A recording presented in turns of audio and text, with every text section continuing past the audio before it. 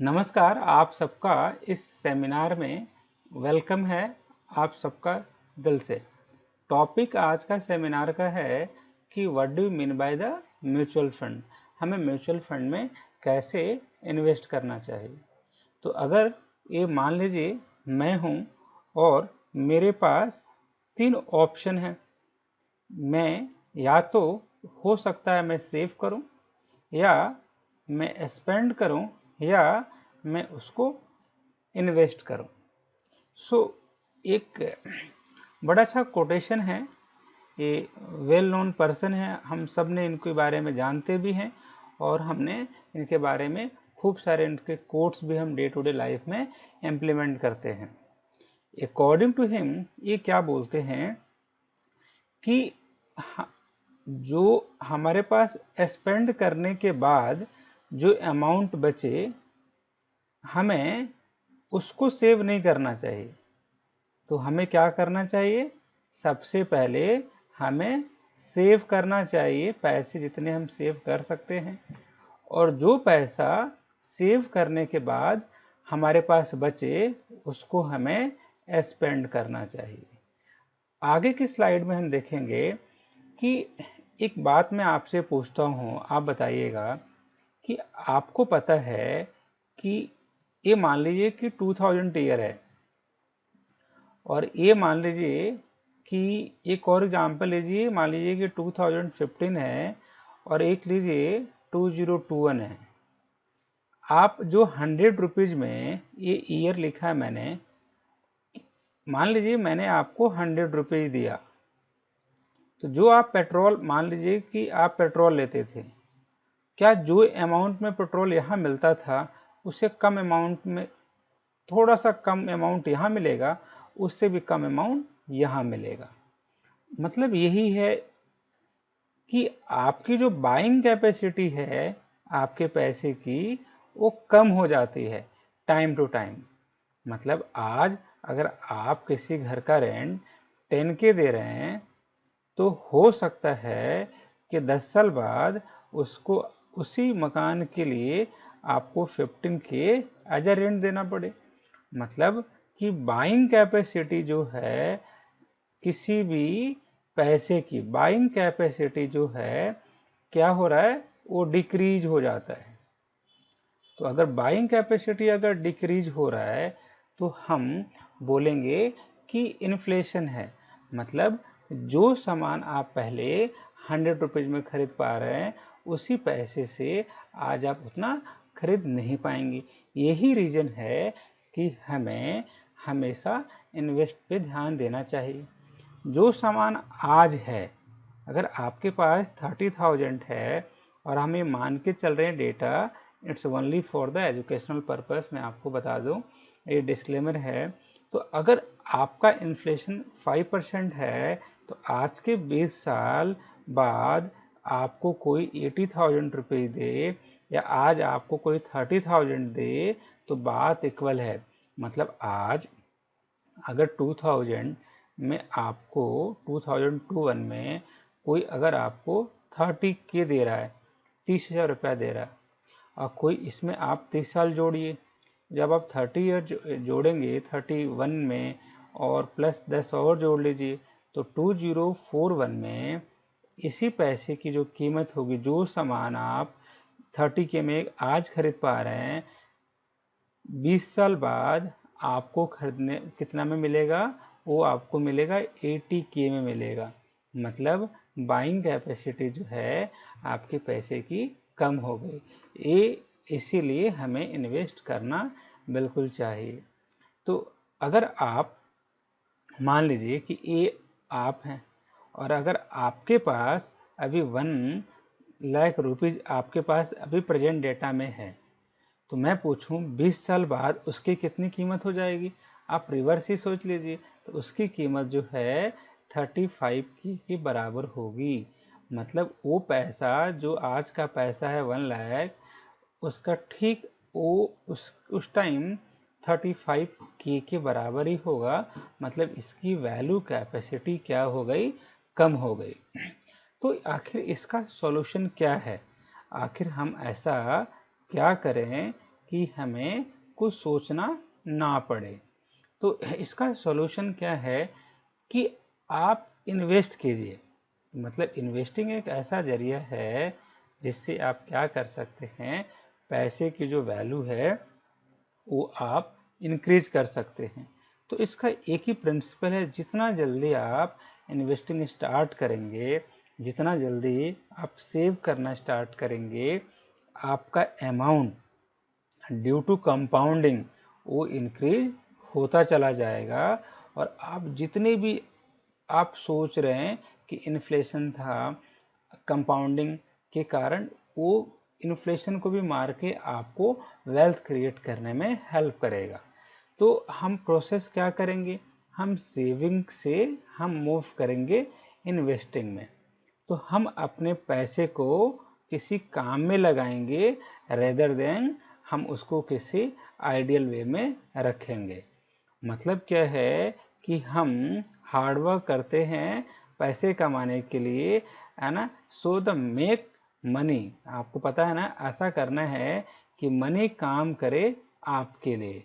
तो आप जब इन्वेस्ट करेंगे तो उस केस में मनी आपके लिए काम करेगा और उसकी वेल्थ, उसकी value time to time increase होते जाएगी। और आपको पता है जो कंपाउंडिंग होता है हमेशा अपना असर, अपना काम लास्ट के ईयर में ज़्यादा क्या करेगा, दिखाता है। तो ये भी इसका बेनिफिट है। अगर हम चाहते हैं अपना वेल्थ को क्रिएट करना, एक ही सबसे बेस्ट है, वे क्या है, हमें स्टार्ट सेविंग से हमें जाना चाहिए। देखिए कोई भी इंसान है उसके पास मोड ऑफ इनकम एक नहीं होना चाहिए। अगर आपके पास मोड ऑफ इनकम अगर सिंगल मोड है तो आप या तो अपना घर खर्च चला सकते हैं या तो अपना डे टू डे लाइफ का नीड को पूरा कर सकते हैं। लेकिन आप चाहते हैं कि वेल्थ क्रिएट हो, आप चाहते हैं कि वेल्थ क्रिएट हो, उसके लिए एक ही सिंगल हमारे पास रास्ता है, उस रास्ते का नाम है इन्वेस्टिंग। अब हम सीखने वाले हैं कि आखिर हम क्या क्या कर सकते हैं। तो देखिए आपके पास क्या क्या आप कर सकते हैं। तो या हो सकता है कि आपके पास फैमिली हो, ये आपके डिजायर्स होते हैं, आप कहीं घूमने जाएं, फिर आपके ओल्ड एज में जाएंगे, ये आपका एजुकेशन है, ऑलवेज आपका घर है। तो ये आप अगर जब सेव करते हैं, जब आप इन्वेस्ट करते हैं, तो देखिए मेरा मानना है कि हमेशा इन्वेस्टिंग जो है गोल ओरिएंटेड होना चाहिए। अब इससे क्या मतलब है, अगर आज जो आप पैसे सेव कर रहे हैं आप या इन्वेस्ट कर रहे हैं, तो उसको आप टारगेट दे दीजिए। मतलब आप उसको फिक्स गोल दे दीजिए। जब आप इसको फिक्स गोल दे देंगे तो क्या हो जाएगा, पैसे की जो वर्थ है वो काफ़ी टाइम इंक्रीज हो जाएगी। जैसे मान लीजिए आपको कुछ पैसा सेव करना है, तो कुछ पैसे आज से आप होम के लिए एलोकेट करना स्टार्ट कर दीजिए, कुछ पैसा आप एजुकेशन के लिए एलोकेट कीजिए, कुछ पैसा अपना रिटायरमेंट के लिए कीजिए, कुछ फॉरेन ट्रिप के लिए कीजिए, कुछ कार के लिए कीजिए, कुछ अपने फैमिली के लिए स्टार्ट कर दीजिए। सो आखिर क्या है, तो आपका इन्वेस्टमेंट ऐसा होना चाहिए कि जो इन्फ्लेशन को, कि आपके जो पैसे की जो पावर है उसको इंक्रीज कर दे, उससे फाइट ले ले। ऐसा होना चाहिए जो आपको प्रोवाइड करे इनकम, जो ऐसा होना चाहिए जो ग्रो करे, जो ऐसा होना चाहिए कि आपको प्रॉपर डिजायर है और आपके ट्रिप्स के लिए भी बेनिफिट हो। तो हमें क्या करना पड़ेगा कि जैसे जब हम अपना डिनर लेते हैं तो हमें पता है कि उसमें हम केवल रोटी से तो खा नहीं सकते, या केवल सब्जी से तो खा नहीं सकते, या केवल दाल से तो खा नहीं सकते। तो ऐसे ही होता है एसेट एलोकेशन। एसेट एलोकेशन क्या मतलब है इसका, हम डिस्कस करके अभी आपको बताते हैं। मान लीजिए आपके पास 100 रुपीज़ है, तो आपके पास डिफरेंट मोड होना चाहिए। कि आप इसका 50 रुपीज़ आपके एज के अनुसार आप इक्विटी में डाल सकते हैं। अगर आप यंगर हैं तो अब इसके भी सब टाइप्स होते हैं, हम डिस्कस करेंगे। या अगर आप वेल स्किल्ड नहीं है इक्विटी में तो आप इसको म्यूचुअल फंड में डाल सकते हैं। अब म्यूचुअल फंड में भी हर टाइप्स के स्कीम्स वगैरह होते हैं, इसके बारे में भी हम बात करेंगे। तो देखिए, अब आप अपने पैसे को कहाँ कहाँ इन्वेस्ट कर सकते हैं। तो आप अपने पैसे को प्रॉपर्टी में इन्वेस्ट कर सकते हैं, आप अपने पैसे को गोल्ड में लगा सकते हैं, या इक्विटी या शेयर में भी आप अपने पैसे को लगा सकते हैं। तो एक अगला जो है, आप बॉन्ड में लगा लीजिए, आप पीपीएफ में लगा लीजिए, आप बैंक डिपॉजिट्स में लगाइए, या आप म्यूचुअल फंड में लगाइए। तो अब इनमें से आपको अपने लिए राइट एलोकेशन सर्च करना है कि आपके लिए राइट एसेट एलोकेशन क्या है। राइट एसेट एलोकेशन क्या है, आप अपने पैसे को कहाँ इन्वेस्ट करें। तो अगर आपके पास शेयर बाज़ार का वेल स्किल्ड नहीं है, या आप अभी सीख रहे हैं, लेकिन आपको पता है कि कंपाउंडिंग जो होता है अपना असर लास्ट के ईयर में ज़्यादा दिखाएगा, तो क्योंकि हमें पैसे इन्वेस्ट करने हैं, हमें अपना वेल्थ क्रिएट करना है, हमें इन्फ्लेशन को बीट करके आगे जाना है, तो उसका एक ही सॉल्यूशन है, वो सॉल्यूशन है म्यूचुअल फंड। तो देखिए, म्यूचुअल फंड होता क्या है। जैसे आपको मैं बताऊं कि बहुत लोगों का पैसे लेके एक हम कंपनी को दे देंगे, वो कंपनी आपके बिहाफ पे, जो कि वेल एजुकेटेड लोग होंगे, वो किसी पार्टिकुलर कंपनी के शेयर को रिसर्च करेंगे, एनालाइज करेंगे। आप जो फंड सेलेक्ट करेंगे म्यूचुअल फंड में, उस पार्टिकुलर फंड में पैसे के वो इन्वेस्ट करेंगे, और कुछ पार्टिकुलर उस पर रिटर्न आएगा, और वो ड्यू टू द कंपाउंडिंग वो आपका अमाउंट बहुत टाइम बढ़ जाएगा। तो म्यूचुअल फंड वही है कि पुल है कि आप सेविंग कर रहे हैं from a number of investor, जो कि सबका एक फाइनेंशियल गोल होगा। तो देखिए, आज के बाद से अगर आपके पास पैसा है तो आपके पास प्रॉपर एसेट एलोकेशन बिल्कुल मस्ट है। हर पैसे का कुछ आप गोल टारगेट दे दीजिए कि इस पैसे का टारगेट है एजुकेशन, इस पैसे का टारगेट है फॉरेन ट्रिप, इस पैसे का टारगेट है कार। तो उससे क्या हो जाएगा, बर्डन कम हो जाएगा, और वो पैसा भी सही डायरेक्शन में इन्वेस्ट होगा। तो ये तो मैंने आपको बता ही दिया। वो प्रोफेशनल फंड मैनेजर होते हैं जो आपको पैसे को देखेंगे, ये रिसर्च करते हैं, ये देखेंगे कि आपके पैसे को कहाँ लगाएं। आप अपने पैसे को इक्विटी में लगाना चाहते हैं, या आप अपने पैसे को बॉन्ड में लगाना चाहेंगे, या आप अपने पैसे को प्रॉपर्टी में लगाएंगे, क्या आप अपने पैसे को गोल्ड में लगाएंगे। तो डिफरेंट मोड ऑफ ऑप्शन हो सकते हैं कि आप कहाँ कहाँ अपने पैसे को इन्वेस्ट करना है।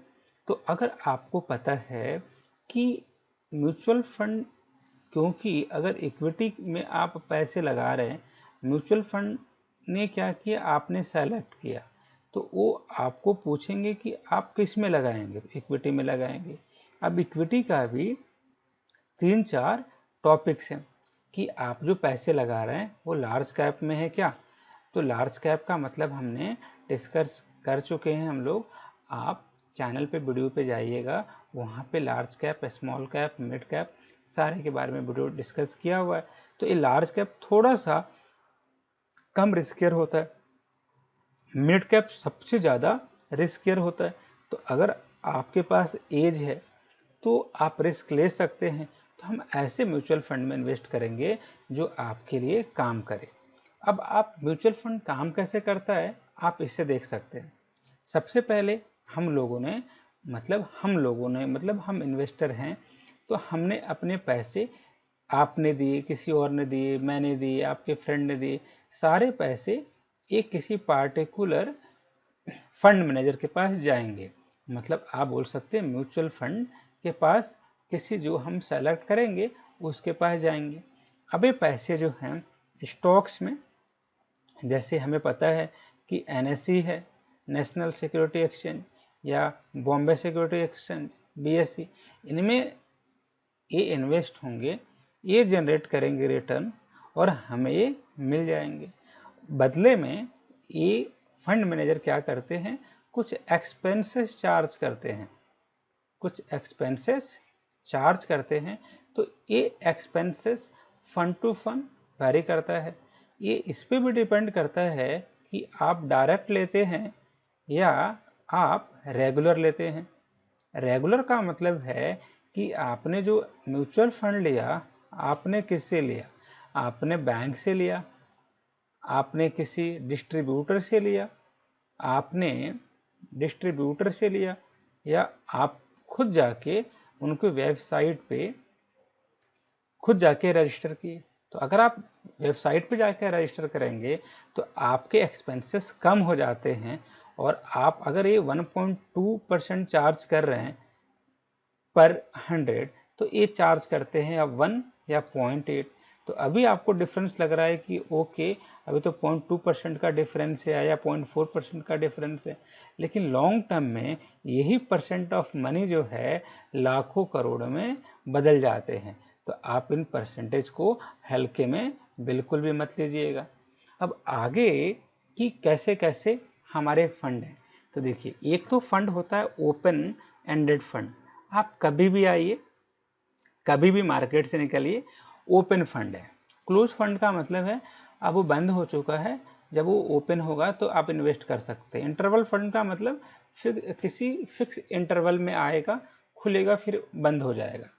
एक्टिव का मतलब होता है कि जो इक्विटी वगैरह में इन्वेस्ट करेंगे। पैसिव का मतलब bond, government bond, corporate bond या गोल्ड वगैरह में इन्वेस्ट करने वाले हैं। ग्रोथ फंड ऐसा फंड में इन्वेस्ट करने जा रहे हैं जो ग्रोथ हो, जिसके पैसे की वैल्यू हमें ज़्यादा मिले।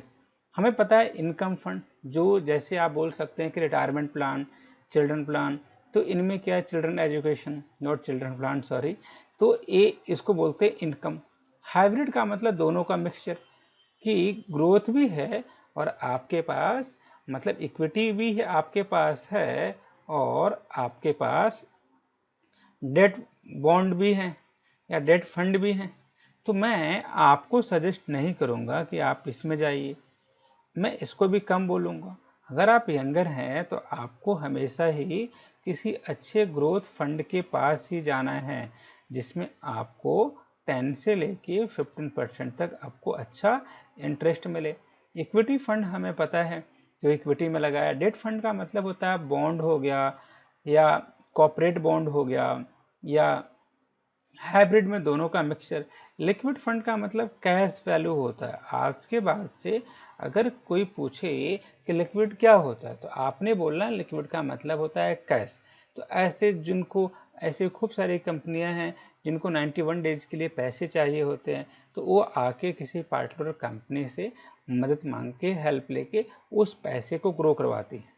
अब क्या है कि अदर फंड भी होते हैं जिसके बारे में हम टाइम टू टाइम डिस्कस करेंगे। तो इक्विटी एक मेजर सोर्स है जिसके बारे में हम पढ़ सकते हैं। डेट फंड मैंने डिस्कस कर लिया, और हाइब्रिड जो दोनों का क्या होता है, ये मिक्सचर होगा, ये 1 का भी और ये 2 का, दोनों का क्या होगा, कंबाइंड मिक्सचर होगा। ये हमें देखना है। अब क्योंकि इसमें एक हिडन राज होता है, जो फंड हाउस जो होते हैं वो क्या करेंगे, पैसे आपको लेते हैं किससे, इक्विटी वाला, लेकिन ये हाइब्रिड के लिए भी, और इसका फंड रेशियो थोड़ा सा कम होता है। तो अपना इनकम इंक्रीज करने के लिए, क्योंकि मैं मान रहा हूँ अवेयरनेस है, बिल्कुल सही बात है, लेकिन जो सही गाइडलाइंस है, जो सही गाइडेंस है एक इन्वेस्टर के लिए, वो बिल्कुल ज़रूरी है। तो इसमें मैं चार्ज लूँगा आपसे। मैं अगर 60% मैंने इन्वेस्ट किया इक्विटी में और 40% डेट में, तो अब लेकिन मैं पूरा चार्ज किस पे चार्ज करूँगा, 100 पे, जो कि इक्विटी पे है। तो ये थोड़ा सा गलत है, और इस पे रिटर्न भी कम हो जाता है। तो या तो ना तो आप पूरा पूरा डेट में जाते हैं, ना तो पूरा पूरा आप इक्विटी में जाते हैं, आप बीच में रह जाते हैं। लेकिन आपको जो एक्सपेंस रेशियो देना पड़ता है वो इक्विटी वाला देना पड़ता है। तो इसीलिए थोड़ा सा इसको हमें बच के रहना चाहिए। अब आपको पता है इक्विटी में लार्ज कैप होता है, मिड कैप होता है, स्मॉल कैप होता है। तो ये अलग अलग म्यूचुअल फंड हैं। अब वो म्यूचुअल फंड होंगे तो कहाँ पे इन्वेस्ट कर रहे हैं, वो जो कैटेगरी ले रहे हैं वो आपके पैसे को जो टॉप कंपनियां हैं जिनकी मार्केट वैल्यू ज़्यादा है, जिनकी एंटरप्राइजेज वैल्यू ज़्यादा है, तो उनमें इन्वेस्ट कर रहे हैं कि किसी बॉन्ड में इन्वेस्ट कर रहे हैं, तो इन सब बातों पे वो डिपेंड करता है। अब इक्विटी स्कीम क्या है, देखिए लार्ज कैप के बारे में, क्योंकि ये मेरा फेवरेट है, नंबर 1 पे रखेंगे कि 60% इन्वेस्टमेंट जो है लार्ज कैप स्टॉक्स में रखेंगे। और यही एक ऐसा पोर्शन है जो मेरे को बड़ा अच्छा लगता है। इसीलिए अगर मैं खुद के पैसे को भी एलोकेट करता हूं तो सबसे पहले मैं लार्ज कैप में डिस्कस करके जाता हूं। अब ये मल्टी कैप जो है नाम से ही क्लियर है कि 65% हम इक्विटी में इन्वेस्ट करेंगे, 65 और 35% जो बचेगा वो हम इन्वेस्ट करेंगे किसी इक्विटी रिलेटेड इंस्ट्रूमेंट में। आपको मिड कैप का मतलब है कि 65% पैसा जो है वो मिड कैप में इन्वेस्ट करेंगे, और स्मॉल कैप का मतलब है 65% जो है वो स्मॉल कैप में हम इन्वेस्ट करेंगे। अलग अलग फंड है, अलग अलग उसके हमारे पास डेटा भी हैं। अब हम डिस्कस करने वाले हैं कि डिविडेंड यील्ड क्या है। देखिए मान लीजिए कोई कंपनी ए है, इसके पास 100 रुपीज़ का प्रॉफिट आया, तो इसके ये सोच सकता है कि ठीक है, या तो मेरे पास कोई नया बिजनेस आइडिया नहीं है, या मुझे पता नहीं है कि इस पैसे को करना क्या है, कोई थॉट नहीं है, तो ये डिसाइड कर सकते हैं कि इस पैसे को शेयर होल्डर को डिस्ट्रीब्यूट कर दिया जाए जिस शेयर में उन्होंने लिया है, तो उसको हम बोलते हैं डिविडेंड। तो आप ऐसे भी कंपनी में इन्वेस्ट कर सकते हैं जो आपको टाइम टू टाइम डिविडेंड दे। आप ऐसे भी, आपको पता है नहीं मेरे को लार्ज कैप वाले ही चाहिए या मुझे मिड कैप वाले ही चाहिए, तो मतलब फोकस फंड, मतलब कि वो कुछ पार्टिकुलर फंड में ही आपके पैसे को इन्वेस्ट करने वाले हैं। कुछ पैसे ऐसे होते हैं थीमेटिक वाले कि नहीं मेरे को फार्मा सेक्टर में ही चाहिए, मेरे को मेटल में चाहिए, मेरे को ऑटोमोबाइल्स में चाहिए, तो आप समझ रहे हैं, मेरे को है ना FMCG में चाहिए, मतलब fast moving consumers goods department में चाहिए, तो ये इसको बोलते हैं थीमेटिक वाले हैं। तो इन पे आपको आप सेलेक्ट करके इन्वेस्ट कर सकते हैं।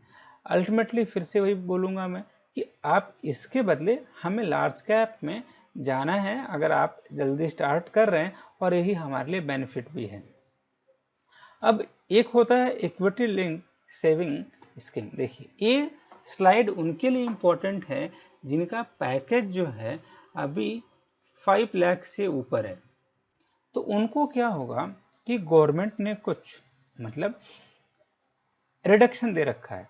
कि एक तो रिडक्शन क्या है कि एक सेक्शन होता है जब हम ITR फाइल करते हैं, तो उस केस में क्या है कि अगर आप 150 तक आप इसमें रिडीम कर सकते हैं, मतलब 150 मतलब 1,50,000 तक जो मनी आएगा, अगर आप उसको इक्विटी लिंक्ड सेविंग स्कीम जैसे फंड में अगर आप इन्वेस्ट करते हैं तो आपको टैक्स नहीं देना पड़ेगा।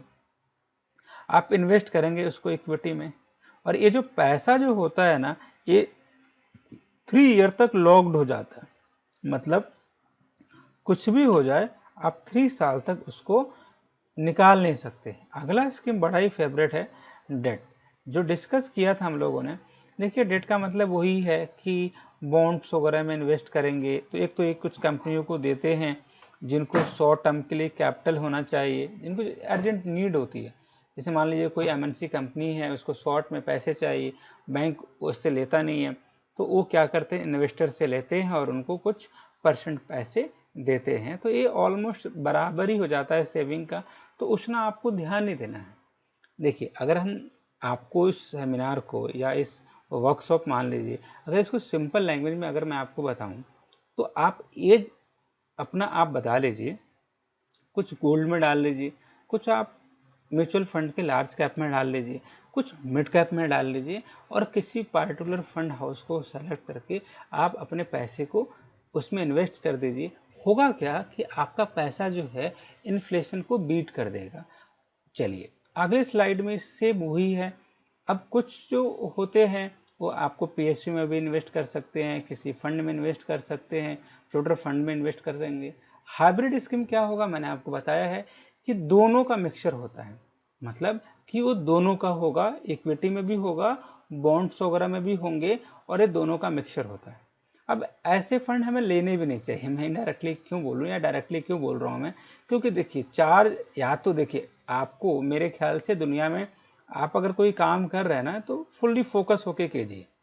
अब देखिए वही हो गया ना कि या तो ना इस साइड रहूँगा ना मैं इस साइड रहूँगा, मैं तो बीच में रहूँगा। तो आपने किया क्या, अगर आपको डेट में जाना तो अलग से कोई डेट का केवल स्कीम सेलेक्ट करके उसमें इन्वेस्ट कर दीजिए, इक्विटी का पूरा पूरा फुल कर दीजिए। ऐसे आप डिसीजन लीजिए और आपको मैं बजट एलोकेशन भी बिल्कुल समझा दूंगा। अब इसके जो, अब जैसे मान लीजिए ये थोड़ा सा इम्पोर्टेंट है कि रिटायरमेंट फंड क्या क्या होंगे, कहाँ कहाँ से आप कौन कौन से स्कीम में जाएं। देखिए एक तो अगर आप गवर्नमेंट सेक्टर में हैं तो पीपीएफ में पैसा तो कटता ही कटता है। एक है नेशनल पेंशन स्कीम, इसमें आपको अगर आप पे करते हैं, अगर आप आईटीआर फाइल करते हैं तो 50K तक इसमें भी रिडीम कर सकते हैं। अच्छा, आप अपने बच्चों के लिए चिल्ड्रन फंड भी इन्वेस्ट कर सकते हैं। आप, एक होता है फंड ऑफ फंड, ये मेरे को कंसेप्ट आज तक समझ में नहीं आया। इसका मतलब ये है, मतलब मेरे को आता है, मतलब रियलिटी में हुआ क्या, मैंने किसी फंड हाउस को सेलेक्ट किया, उस फंड हाउस को समझ में नहीं आया पैसे मेरे को कहाँ इन्वेस्ट करना है, वो किसी और फंड हाउस को सेलेक्ट किया, ये कुछ बीच का चार्ज लेगा, फिर ये भी चार्ज लेगा, तो मैं एक साथ इसको भी खुश कर रहा हूँ, इसको भी खुश कर रहा हूँ। तो ऐसे फंड से हमें दूर ही रहना है, आखिर हम इन्वेस्ट क्यों करेंगे। इंडेक्स फंड क्या होता है ना, देखिए कि इंडेक्स फंड में एक मेरिट क्या है, अगर आपको कुछ भी समझ में नहीं आता है, तो बड़ा अच्छा वर्ड है, सस्ता सुंदर टिकाऊ। अगर मेरे को हिंदी लिखने आता तो लिख रहा हूँ मैं, अगर नहीं आया तो सॉरी, आप कमेंट कर दीजिएगा। सस्ता सुंदर और टिकाऊ। तो इंडेक्स फंड में क्या होता है ना कि जिस टाइप से हमारा ग्रोथ होता है, जैसे मान लीजिए कि निफ्टी का जो ग्रोथ होता है, निफ्टी क्या होता है, सेंसेक्स क्या होता है, इस पर मैंने वीडियो बनाया हुआ है, आप उसको देख लीजिएगा। तो इनका जो एवरेज जो परसेंटेज जो इंटरेस्ट मिलता है ना, वो 10 से 12% तक मिलता है, जो कि ग्रोथ करता है, तो उसको इंडेक्स फंड बोलते हैं। तो इनमें जो बेस्ट चीज़ क्या है, इनको पता होता है फंड हाउस को कि मेरे को निफ्टी के जो 50 कंपनियां हैं या सेंसेक्स जो 30 कंपनियां हैं जो अच्छा परफॉर्म कर रही हैं, जो भी उनका जो एवरेज ग्रोथ होता है 10 से 15%, उतना ही एक इन्वेस्टर चाहते भी हैं। और इनमें इसीलिए फंड हाउस जो है, इनके लिए जो एक्सपेंस रेशियो, मतलब अपना कमीशन, उनका कमीशन फंड हाउस का कम भी रखते हैं, 0.8 रखते हैं, 0.7 रखते हैं, कभी 1% रखते हैं। तो ये फंड भी कम होता है कमीशन, क्योंकि आपको लग रहा होगा कि मैं दोबारा इसको रिपीट कर रहा हूँ, आपको लग भी रहा होगा ये तो बड़ा कम है, 1.2% ले। ये अभी लग रहा है, जब आप लाखों में करोड़ों में जब 20-25 साल लग जाएंगे, आपको पता है, मैंने एक ऐसा वीडियो बनाया भी है कि अगर आप 2000 अगर के से भी आज इन्वेस्ट कर रहे हैं ना, तो आप 3.45 करोड़ तक, CR तक आप पहुंच सकते हैं। मतलब आपके पास दो चीज़ होना बड़ा ज़रूरी है। आप आगे वीडियो बिल्कुल देखते जाइए, अभी आपको बहुत कुछ बताने वाला हूँ मैं। आज आपकी सारी राज की बातें मैं आपको बताऊंगा कि अब जैसे मान लीजिए कि आपने SIP किया, और इस SIP को अगर आपने 40 ईयर तक रख दिया ना, और मैं जो बेस्ट जो मान रहा हूँ कि एसेट का जो मेरे पास रिटर्न मिलेगा, मैं आर मान रहा हूँ 50%। तो इसके इंटरेस्ट से अगर मैं SIP लगा भी दूँ, तो आपको पता है आज आपको लग रहा है जो 5000 है, वो हो सकता है कि 10 साल बाद वो 5000 की वैल्यू आप कंपाउंडिंग देखेंगे तो 50,000 से ऊपर हो जाए। तो हमें करना क्या चाहिए, हमें पैसे की जो करंट वैल्यू है, हमें उसको जानना बड़ा ज़रूरी है। अगर आप उसको करंट वैल्यू को, अगर आप उसको पता ही नहीं है कि ये 10,000 की कोई कीमत क्या है, आपको पता नहीं हो 10,000 जो है आफ्टर 20 ईयर वो 2-3 लाख में कन्वर्ट हो जाएगा, अगर आप उसको सही जगह इन्वेस्ट कीजिएगा तो। और ऐसे खूब सारे मैं वीडियो बनाने वाला भी हूँ कि खूब सारे मल्टीबैगर भी थे, खूब सारे कि जिन्होंने 2 रुपये से स्टार्ट किए। आइसर का ही देख लीजिए, 2 रुपये से करके अगर आप इन्वेस्ट करते, मेरे ख्याल से 1 लाख रुपया, वो 14 करोड़ रुपया भी आपको मिल जाता। अगर आप आइसर में 1 लाख रुपया इन्वेस्ट करते तो अभी आपको 14 करोड़ रुपया मिल जाता। तो बोलने का मतलब, आखिर आप बोलते तो उस टाइम क्या कीमत है 1 लाख की, अब 1 लाख कितने कैसे बदल गया 14 करोड़ में। तो देखिए दो ही चीज़ है मार्केट में, एक तो क्या है आपके पास पेशेंस होना चाहिए। अब पेशेंस छोड़ के भी मैं ये बोलूँगा ना कि आप स्टार्ट अर्ली कीजिए। देखिए, मेरा पर्पस एक ही है कि आपके पास वेल्थ हो, आप किसी की सर्विस कर सकें, आप किसी की मदद कर सकें, आप लोगों का हेल्प कर सकें। मतलब सर्विंग एटीट्यूड होना बिल्कुल मस्ट है। तो आप जितना जल्दी स्टार्ट करेंगे ना, तो आपके पास एक चीज़ मिलेगा जो मुझे बड़ा ही अच्छा लगता है, कंपाउंडिंग। अगर आप, मैं आपको लिंक भी दे दूंगा कंपाउंडिंग कैलकुलेटर का, आप कैलकुलेट कीजिएगा, आप गूगल पे सर्च कर लिए कंपाउंडिंग कैलकुलेटर, आपको खुद ही मिल जाएगा। आप पैसे से लगा कर देखिएगा कि अच्छा कोई बात नहीं, किसी पैसे को आप 10 लाख 10 ईयर तक लगाएंगे तो क्या होगा, रेट उस पर फिक्स कीजिएगा। क्या मैं इस पर भी एक वीडियो बना ही दूंगा। और फिर आप उसको आप ईयर चेंज कीजिएगा, फिर ईयर चेंज कीजिएगा, और आप यहाँ पे डिफरेंस देखिएगा। और एक चीज़ आप नोटिस करेंगे, जैसे जैसे जो लास्ट के जो साल होते हैं ना, इसमें पैसे खूब टाइम्स बढ़ते हैं। तो इसका ध्यान देना चाहिए। ये हम डिस्कस करेंगे नेक्स्ट वीडियो में, ये भी डिस्कस करेंगे नेक्स्ट वीडियो में, ये भी हम आने वाले टाइम में डिस्कस करेंगे। ये थोड़ा सा इम्पोर्टेंट है। देखिए, एक तो अच्छी बात है कि आप रिस्क लेंगे तभी तो आपको हाई रिटर्न मिलेगा, और तभी तो आप उसको इन्वेस्ट भी कर सकते हैं। तो हाई रिस्क का मतलब होता है कि अगर कोई चीज़ है, अगर उसका रिस्क अगर आपको ज़्यादा है, तो हम क्या कर सकते हैं उस केस में। जैसे मान लीजिए कि आपके पास कोई फंड है, और उस फंड में आपके पास वैल्यू बिल्कुल कम है। जैसे मान लीजिए कि आपके पास रिस्क बहुत ज़्यादा है, तो आपके पास रिस्क ज़्यादा है तो रिटर्न भी क्या होगा, आपके पास ज़्यादा मिलेगा। तो ऐसे फंड को हम बोलते हैं कि इक्विटी स्कीम है। कुछ ऐसे फंड भी होते हैं जो मॉडरेट स्कीम के होते हैं। जैसे कि आपके पास रिस्क अगर मॉडरेट है तो आपका रिटर्न भी क्या होगा, मॉडरेट होगा। और कुछ होते हैं वेरी लो वेरी हाई। तो अगर आप बोलेंगे कि आखिर इसका आंसर क्या है, तो मैं देखिए, इसका आंसर है एज। अगर आप स्टार्ट करते हैं 18 ईयर के, अगर आप मान लीजिए कि आप 10 ईयर के हैं और आप सीख गए, तो मैं आपको बता दूं ना कि आप 25 ईयर के बाद आपकी लाइफ जो हो जाएगी आफ्टर 25 ईयर, फाइनेंशियल इंडिपेंडेंट हो जाएगी। और ये लाइफ कुछ अलग ही लाइफ होगा। आप समझ रहे हैं ना कि सिंपल सा एक आपको मैं चीज़ बताता हूँ कि आप अगर 25 ईयर के हैं और आप 35 ईयर तक आपने 30 के भी अगर आपने पर मंथ इन्वेस्ट किया 10 साल तक, 10 ईयर तक, तो आपका जो मनी जो है कितना टाइम्स बढ़ जाएगा, आप ये प्रिडिक्ट भी नहीं कर सकते।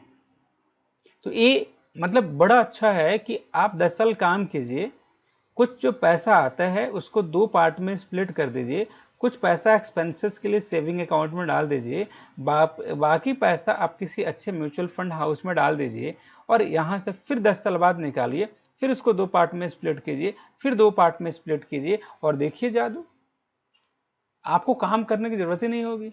आपके पास कभी भी वेल्थ की कमी होगी ही नहीं, आप किसी के पास कुछ बोलेंगे ही नहीं। तो एक बिल्कुल सीक्रेट बात बताया मैंने। क्या बताया मैंने, एक बार और मैं बता जाता हूँ। सपोज मान लीजिए कि आपने 25 ईयर पे आपने इन्वेस्ट किया, 25 ईयर पे, और आप 10 साल तक, 10 ईयर तक आप करेंगे 10 के 30 के। तो आपको पता है ये पैसा 98 लाख रुपीज में कन्वर्ट हो जाएगा। इसका कुछ पैसा आप सेविंग मान लीजिए कि 50 लाख रख लीजिए, ताकि आपका 10 साल तक खर्च निकल जाए इस पैसे से। और बाकी पैसा जो है 48, इसको आप फिर से किसी फंड हाउस में, म्यूचुअल फंड में, या किसी, अगर आपको वेल स्किल्ड हैं तो अच्छी बात है। ऐसे स्टॉक्स की क्लासेस भी मैंने लगा दिया है। आप ना आप चैनल पे जाइए और वहाँ पे आप सर्च कीजिए संजीत पांडे के नाम से, वहाँ आपको मिलेगा। वहाँ आपको सारे खूब सारी वीडियो मैंने बना दिया। तो स्टॉक्स में आप इन्वेस्ट करना स्टार्ट कीजिए। फिर ये पैसे के लिए 10 साल के बाद आप निकालिए, खुद कुछ पोर्शन यहाँ रखिए, यहाँ रखिए, और इसमें आप इन्फ्लेशन भी जोड़ते जाइए 5% का। और आप इसका जो स्टैंडर्ड जो मैं मान रहा हूँ 15% जो ऐसा फंड दीजिए जो कि पॉसिबल है इंडियन मार्केट में। आप अपनी लाइफ जीजिए ना। आप आफ्टर 35 ईयर आप जीने वाले हैं, मेरे ख्याल से आपकी लंबी उम्र है, आप 100 जिए, आपकी लाइफ उसके बाद बिल्कुल बिंदास होने वाली है, आप जो चाहें वो कर सकते हैं। तो मतलब ये बेनिफिट होता है कि आप जल्दी आए। तो आपको मैं एक बताऊंगा, क्योंकि बहुत लंबी वीडियो बन जाएगी, उतना लंबे बनाना नहीं है मुझे। आगे डिस्कस करेंगे कि आखिर हम ये फैक्ट शीट होता है जो हर कंपनियों का होता है, मैं आपको पढ़ना सिखाऊंगा कि फैक्ट शीट हम पढ़ते कैसे हैं, कितना रिस्क है, कितना रिवॉर्ड है, वी विल डिस्कस। अब हमारे पास क्या है, देखिए 2 टाइप्स से आप म्यूचुअल फंड को बाई कर सकते हैं। या तो आप डायरेक्ट किसी कंपनी में जाइए, सपोज आप किसी कंपनी ए में जा रहे हैं तो आप उस ए की वेबसाइट पे जाइए, गूगल पे सर्च मार लीजिए, आप उन पे फ़ोन करके देख लीजिए क्या वही वाले हैं या आजकल फेक आजकल ज़्यादा हो रहा है। उसके बाद उन पे आप फॉर्म फिलअप वगैरह कीजिए, वो भी हम एक आने वाले टाइम में वीडियो बनाएंगे, कैसे स्टार्ट करते हैं SIP, कैसे लमसम में पैसे स्टार्ट करते हैं, कैसे STP क्या होता है, STW क्या होता है, डिफरेंट डिफरेंट प्लान क्या है, तो उसके बारे में जाएंगे। आप डायरेक्ट में जाएंगे, एक्सपेंसेस तो थोड़े से कम लगेंगे, रिटर्न आपको ज़्यादा मिलेगा, रेगुलर वाले में कमीशन आपको पे करना पड़ेगा, और जो डायरेक्ट होता है उसका NAV अभी डिस्कस करने वाले अलग से आता है, और रेगुलर का अलग होगा, डायरेक्ट का अलग होगा। अब आपके पास 2 चीज़ें हैं, आप जो पैसे लगा रहे हैं, क्या ऐसी जगह पैसे लगा रहे हैं, जैसे मान लीजिए कि एक कोल इंडिया है, एग्जाम्पल ले रहे हैं, कोल इंडिया एक स्टॉक्स उसका मान लीजिए, तो ये अपने डिविडेंड अराउंड 8.08% देता है हर इन्वेस्टर को। और एक है इन्फोएज, आपने नाम सुना होगा, जोमेटो, राइट, कि 2010 में इस कंपनी ने 3.14 करोड़ रुपए इन्वेस्ट किया था, और आज उसकी शायद कीमत शायद 300 या 400 करोड़ रुपए से ऊपर है, या 1000 है, एग्जैक्ट फिगर नहीं है, लेकिन हाँ इतना ही डेटा मैंने देखा कहीं पे। तो इन्फो एक कंपनी है जो कि जोमेटो इसके अंदर है, Saade.com, 99 एकड़, खूब सारी कंपनियां इसके अंदर हैं। तो अब उसको बोलते हैं ग्रोथ। देखिए इस कंपनी ने, इसका डिविडेंड यील्ड बिल्कुल कम है, ये 0.8% है, क्योंकि इसके पास थॉट्स है, इसके पास आइडिया है। और एक कंपनी जो है इसके पास, जैसे कि आपको पता है कोल इंडिया गवर्नमेंट कंपनी है, कोई कम्पिटेटिव इनके पास है नहीं, कौन से कंपटीशन लगा, कंपटीशन है ही नहीं, उनको पता है कि काम भी इतना ही है, तो ये अपने पैसे जो भी आते हैं, कुछ आइडिया आता नहीं है तो ये डिविडेंड देते हैं। इसका मतलब कभी भी इंसान को डिविडेंड देके लालच में जाके बाई भी नहीं करना चाहिए। आप देखेंगे ना कोल इंडिया का ग्रोथ, तो सेल्स जो है इनका नेगेटिव में गया हो, आप इनका फैक्ट शीट खोलकर देख लीजिएगा या कमेंट भी कर दीजिएगा। तो ऐसे हैं कुछ ऐसे भी कंपनियां जिनमें कि जैसे कोल इंडिया जैसे, ऐसे टॉप 10 भी है, एक टाइप पर TCS भी देता था, रिलायंस भी देता था डिविडेंड 1-2%। तो वो आप चाहते हैं कि नहीं कुछ पैसे हम आपको बार बार मिलते भी जाए और आपके पैसे ग्रो होते भी जाए, तो आपका डिसीजन है। देखिए फाइनेंस में कुछ भी एग्जैक्ट क्लियर तो होता ही नहीं है, होता क्या है कि आप क्या कर रहे हैं, किस पर्पज से इन्वेस्ट कर रहे हैं, वो पैसा कहाँ जाने वाला है, इस बात पे डिपेंड करता है। तो अब आप कैसे कैसे कर सकते हैं, तो देखिए आपके पास जो सबसे जो बेसिक आइडिया है, आप एक साथ जो भी आपके पास पैसा है, आप उस पैसे को किसी अच्छे म्यूचुअल फंड कंपनी हाउस को आप दे दीजिए, उसको बोलते हैं लमसम। एक आप कर सकते हैं कि हर मंथ किसी पार्टिकुलर डेट में आपके पास वो पैसे इन्वेस्ट होते जाएं, उसको बोलते हैं SIP, सिस्टमेटिक इन्वेस्टमेंट प्लान। इस पर आगे डिस्कस होगा। आप देखेंगे कि अगर आप 25 पे स्टार्ट कर रहे हैं, 25 पे अगर आप SIP करा रहे हैं 1000 का, तो उस पैसे की कीमत कितनी होगी ये आपके सामने है, अराउंड 4 लाख। और अगर उसी की 23 लाख हो जाएगी एट द अमाउंट जो कि आपने सेव किया, अगर 30 से स्टार्ट करेंगे तो आपको इतना मिलेगा, 35 से आपको इतना मिलेगा। तो अच्छी चीज़ आपने देखा, जो जल्दी स्टार्ट किया पैसा ग्रोथ ज़्यादा होगा एट द एज ऑफ 60। अब 1000 की कीमत अगर आप 25 साल के हैं और 60 साल में देखेंगे, तो मैंने बोला ना 1000 की कीमत आपके पास इतना है, बिल्कुल आप देख लीजिए जो कि लाख में होगा, जो कि हम कुछ नहीं कर रहे हैं कि 8% आप मतलब उसको इंक्रीज भी कर रहे हैं। तो ये ताकत होता है पावर ऑफ कंपाउंडिंग में, इसको आप बिल्कुल ध्यान से देखिएगा, इट्स वेरी वेरी इंपॉर्टेंट। ये चार्ट मैंने शायद किसी गवर्नमेंट के साइट से उठाया है कि आपने 10 रुपये लगाया, कितना रिस्क लिया है ना, इसके बारे में हम आगे वाली वीडियो में बिल्कुल डिस्कस करेंगे। और एक और भी इसके बारे में डिस्कस करेंगे कैसे इन्वेस्ट कर सकते हैं, इस पे आते हैं। देखिए सबसे पहले आपको KYC कराना बिल्कुल ज़रूरी है। KYC का मतलब होता है नो योर कस्टमर, कि भाई साहब ये हैं कौन, कहाँ से हैं, क्या पैन कार्ड नंबर है, आधार कार्ड नंबर क्या है, फ़ोटो क्या है, ID क्या है, ये मांगेंगे। फिर बैंक डिटेल मांगेंगे कि आप जिस पैसे किस बैंक से डालेंगे, जब आपका अगर कोई डिविडेंड वाला हो तो डिविडेंड उसी अकाउंट में आएगा, कल आप कुछ सेल करेंगे जो पैसे आपको मिलेंगे उसी इसी अकाउंट में आएंगे। तो ये आपको KYC वगैरह अगर आपके पास नहीं हुआ है तो आप उसके ब्रांच ऑफिस में जाएंगे या कैंप्स के साइट पे जाएंगे, वहाँ पे आपको KYC, ई KYC आप वहाँ पे करा लीजिए। और उसके बाद आपको मैं एक प्रेजेंटेशन दूंगा भी, कैसे कराते हैं सब कुछ लाइव, आप उस वीडियो को भी आगे देखना ना भूलें। 2 टाइप्स के मोड होते हैं, या तो आप फिजिकली मोड से भी जा सकते थे, ये तो थोड़ा सा ओल्ड मेथड हो गया जो 20-25 साल पहले चलता था, या आजकल तो बेस्ट क्या है, ऑनलाइन मोड। आप डायरेक्ट उनके साइट पे जाइए और साइट पे जाके अपना फॉर्म फिलअप कीजिए, डॉक्यूमेंट्स वगैरह प्रूफ कराइए। और म्यूचुअल फंड के ऑनलाइन मोड भी हैं, मैंने आपको बता दिया, ऑफलाइन मोड भी हैं। लेकिन कैसे विथड्रॉ करेंगे, ऑनलाइन करेंगे तो आपके अकाउंट में तुरंत पैसे भी आ जाएंगे, क्योंकि उन्होंने आपका EKYC कर रखा है, सारे डॉक्यूमेंट्स उनके पास है। NAV वगैरह के बारे में डिस्कस बाद में करेंगे। एक मीटर होता है जो आपका रिस्क मेजर करता है, ये इंडिकेट कर रहा है कि अभी ये अगर यहाँ इंडिकेट हो तो लो है, यहाँ पे बिल्कुल मॉडरेटली लो है, इधर करेगा तो हाई है। वी विल डिस्कस लेटर, क्योंकि वीडियो बहुत ज़्यादा हो जाएगा। नॉमिनेशन आप बिल्कुल फाइल कर सकते हैं, खुदा ना खास्ता कल आप इस दुनिया में रहें या ना रहें तो जिसके नाम से नॉमिनी आपने करा रखा है उनको जो भी अमाउंट होगा वो उनको मिलेगा। नॉमिनेशन बहुत इंपॉर्टेंट है, क्योंकि इसके पीछे आप नॉमिनेशन कराएंगे तो आप बिल्कुल कुछ नहीं करना है, जो नॉमिनी है डेथ सर्टिफिकेट को रिप्रेजेंट करना है और वो आपके नाम पे हो जाएगा, एक कोई बड़ी बात नहीं है। एक अच्छी चीज़ क्या है कि ये सेबी जैसे कि RBI बैंक को रेगुलेट करती है ना, वैसे ही म्यूचुअल फंड स्टॉक्स को सेबी रेगुलेट करती है। मतलब आपका पैसा जो है 100% बिल्कुल सेफ है। ये कोई स्कीम नहीं है, आप लोग सोच रहे होंगे कोई स्कीम नहीं है, ये बिल्कुल इम्पोर्टेंट अवेयरनेस है कि एजुकेशन के मामले में कि हमें क्या क्या करना चाहिए। तो आपको डरने की बात नहीं है, सब कुछ बिल्कुल लीगल होता है, गवर्नमेंट की एजेंसी है वही पूरा रेगुलेट करती है। So finally thank you so much. अगर आप नए हैं तो इस चैनल को बिल्कुल सब्सक्राइब कीजिए, पुराने हैं नोटिफिकेशन बिल्कुल ऑन कीजिए। Thank you so much.